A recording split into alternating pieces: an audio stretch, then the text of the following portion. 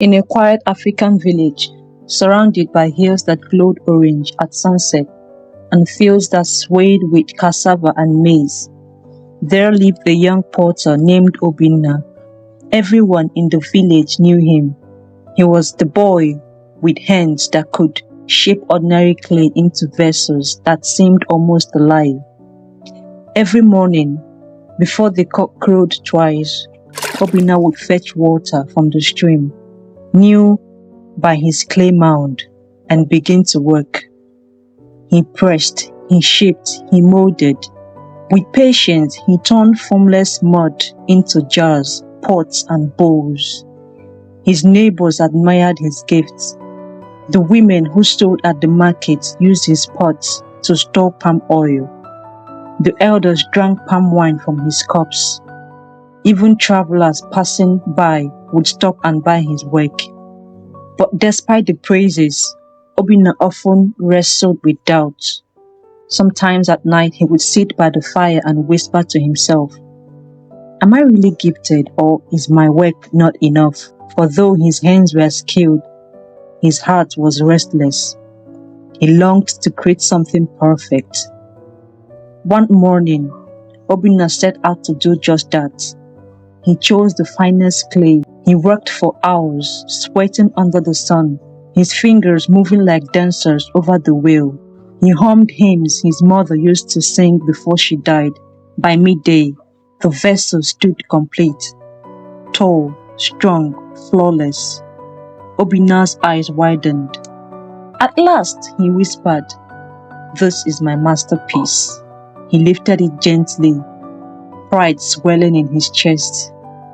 But fate can be cruel.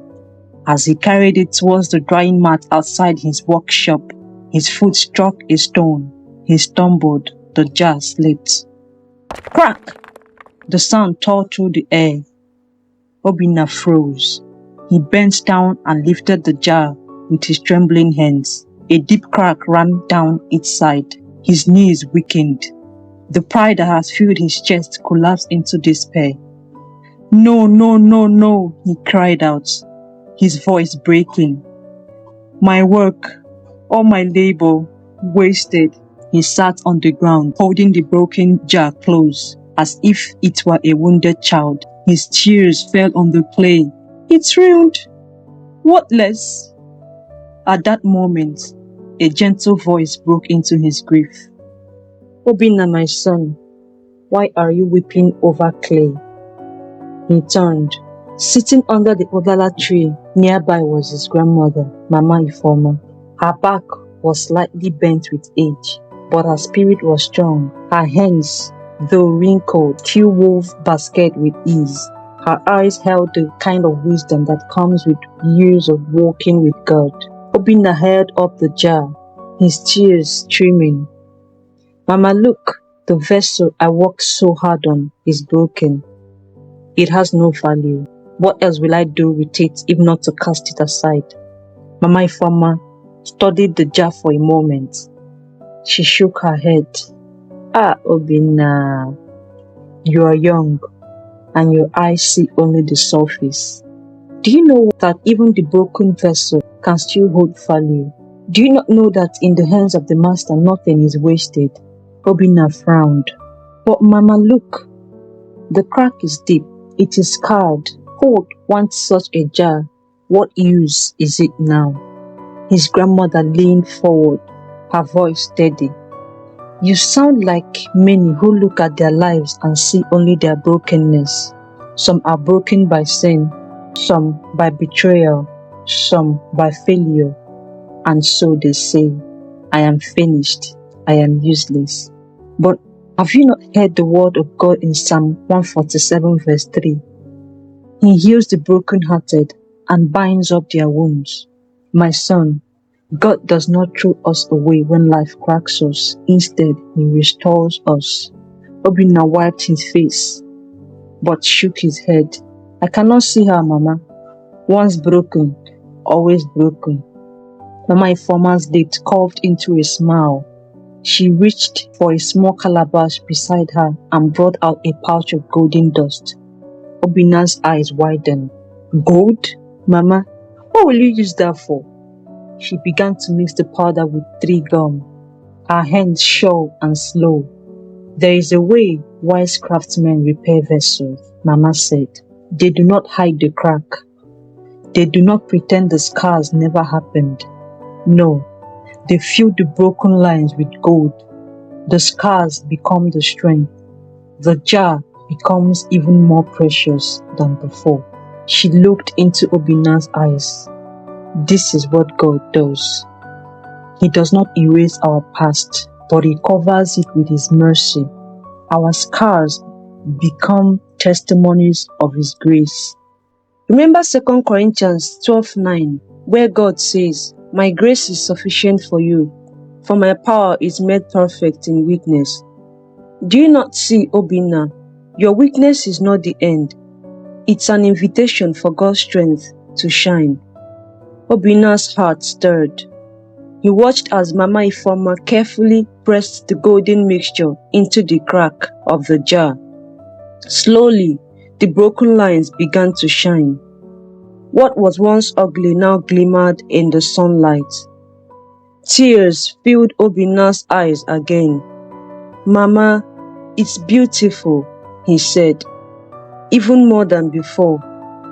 But will people truly value such a vessel?" His grandmother chuckled softly. Let us see. That evening, when the village gathered at the square, Obinna placed the jar at the front of his stall. People walked by, stopped and stared. Murmurs rose among them. One man said, "I've never seen such a vessel. Look at the way the gold shines through its scars." A woman whispered, "It carries its wound with pride. It's more beautiful because of them." Soon, many offered to buy it for more than Obinna had ever sold a jar before. But Obinna shook his head. "This jar is not for sale. It's a reminder that though we may break, in God's hands we can shine again." That night, Obinna sat by the fire with his grandmother. His voice was quiet but sure. "Mama, I understand now. I am like that jar. Life has cracked me with fear and doubt, but God can fill my cracks with His grace." Mama Ifeoma nodded, her eyes glistening.